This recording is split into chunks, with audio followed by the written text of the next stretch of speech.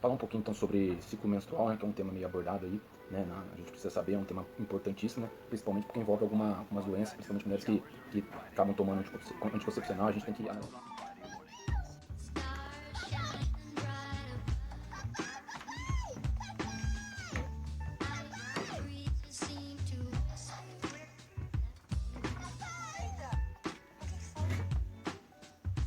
Tchau, papai. Ele acabou de sair. O que foi? Estou com hemorragia. O que você está dizendo? Eu não quero sua ajuda. Eu quero a mamãe. Aconteceu quando foi ao banheiro. Quantos anos você tem? 11 anos e meio. Tudo bem. Vamos lá em cima, tá bom? Mas estão pensando aqui, então qual a relevância então química, né? Então do ponto de vista biológico, então, a mulher é um ser cíclico, né, o sáquio. Sua ciclicidade é expressa então a partir de uma função reprodutiva, né? Com a puberdade, ela inicia então sua capacidade de manutenção da espécie, tá? Quando passa a ter os seus ciclos menstruais, então.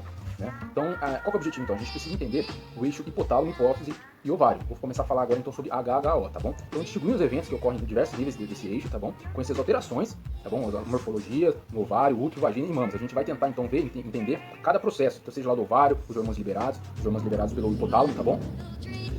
Então, o que é o então, ciclo menstrual? Então, é um conjunto então, de eventos endócrinos interdependentes. O que significa? Tem uma relação de dependência entre eles, tá bom?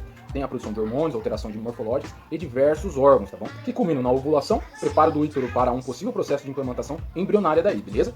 Qual que é o resultado final? Eu tenho a maturação folicular, a liberação de um óvulo a partir de um ovário, tá bom? E a preparação para receber o embrião caso ocorra a fertilização daí, tá bom?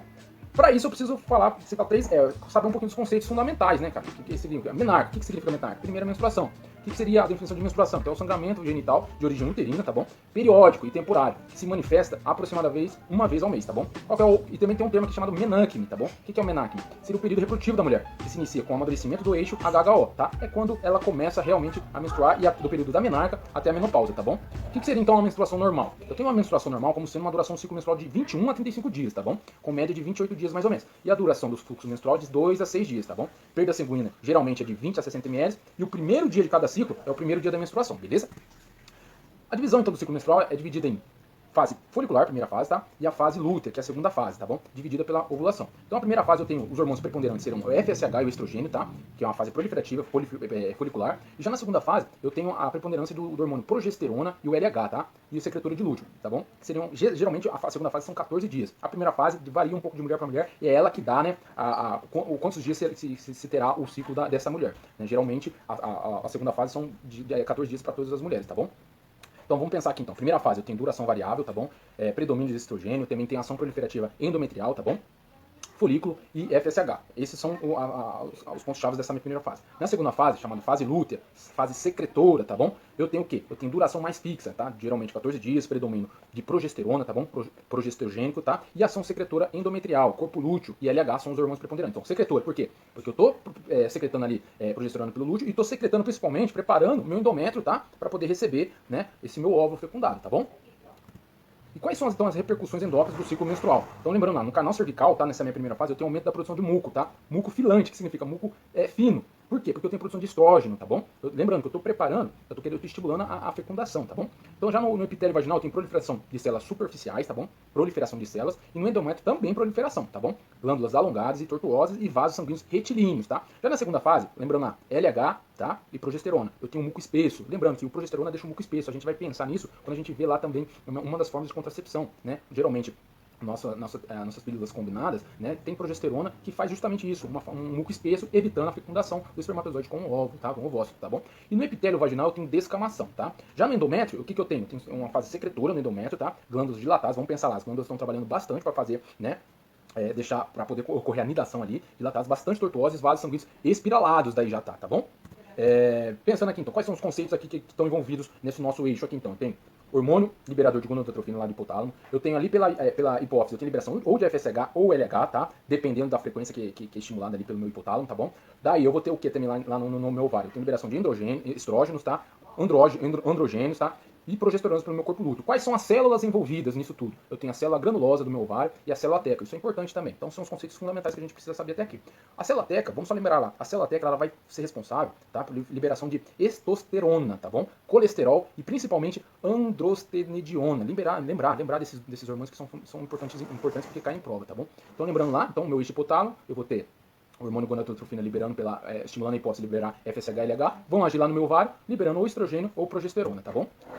O útero ali, ele acaba trabalhando de forma passiva, tá bom?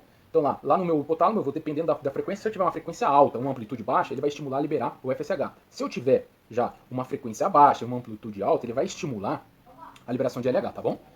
E lembrando lá que no meu crescimento e desenvolvimento folicular, tá? Eu preciso lembrar de dois nomes, tá? Que são os finalmente lá, né? O folículo secundário e o folículo de Graafi. Por que eles são importantes? Porque eles são os únicos que vão ter receptores para LH e FSH, tá? E liberação dos hormônios, então. Então esses folículos, esses últimos folículos são importantes pra gente e caem também em prova, porque a gente sabe que eles vão começar a liberar daí a maturação. E o crescimento do desenvolvimento folicular? Vamos pensar aqui.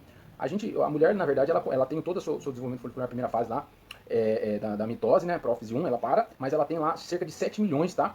De ovócitos, tá bom? Já no nascimento ela cai para 1 milhão, tá bom? Vai caindo, chega na fase de menarca, tá bom? Na fase mais ou menos ali de menarca, ela está com 300 mil, tá bom? Isso vai decaindo até chegar na fertilidade diminuída, mais ou menos perto da menopausa, que ela já está com 100 mil, tá bom? E daí, para aí, ela tem vamos pensar assim, em termos de reprodução, a mulher ela tem uma vida útil nesse aspecto, tá bom? A não ser que você tenha algumas terapias para poder fazer, congelar o óvulo e tal, tem todo outro processo, mas fisiologicamente ela tem uma vida útil com relação à reprodução, tá bom? Ai, eu tô mais alta, eu não quero ver ele, não. Não é justo. Nada acontece com os garotos. Minha mãe e meu pai fizeram isso? Na verdade, é uma coisa muito linda. Sem isso, vida não existiria. Devia ser proibido. Um dia você vai pensar diferente. Células, então, lá vamos pensar lá no ovário, então tem duas células que eu preciso lembrar, tá bom? Então eu tenho lá o LH lá na minha segunda fase. O que ele vai fazer, o LH? Ele vai se conectar à teca, tá? E a teca liberando colesterol, tá bom? O colesterol vai ser transformado, então, em quê? Em androstenediona, isso é importante, e testosterona. Então o que vai fazer isso? A teca vai pegar o colesterol, vai transformar em androstenediona e testosterona, tá bom? Depois desses dois hormônios, quando eles, através de uma enzima chamada aromatase, ela vai transformar em estrona e estradiol, tá bom? Tá bom? Então, a estrona e estradiol, tá bom? Pela célula granulosa. E também, isso tudo regulado por quê? Por FSH e LH. Lembrando, qual folículo que eu tô falando, tá? Eu tô falando da célula teca e granulosa, mas qual folículo? O folículo de Graafi, tá? E o folículo antral, que são os folículos finalmente, tá bom? Então, só rematando aqui, então, só para entender um pouquinho mais, então, essa parte fisiológica, então, tem lá. A gente tem que ter esse conceito bem importante lá. Tem a fase de maturação folicular lá, a segunda fase de desenvolvimento folicular. Então, eu tenho estímulo lá no início, FSH, que ele vai estimular? O folículo, tá bom?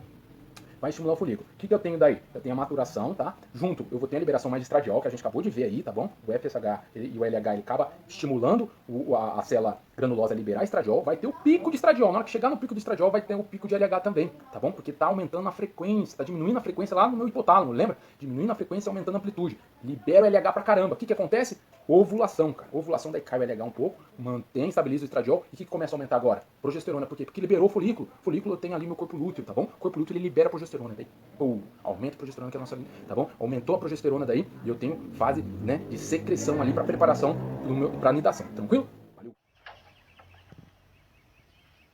Oi, Veida. Pode sair?